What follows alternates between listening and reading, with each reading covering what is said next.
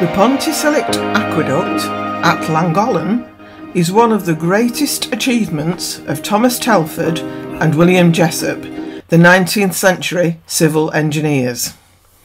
It was built to cross the River Dee over the Dee Valley and was started in 1795 and completed by 1805.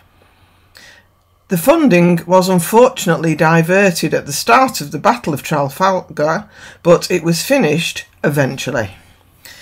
It is 38 metres high, 3.7 metres wide and has a span of 307 metres, using huge stone pillars and a metal trough with a depth of about 5.3 metres, which carries the water across the aqueduct so that boats can safely cross.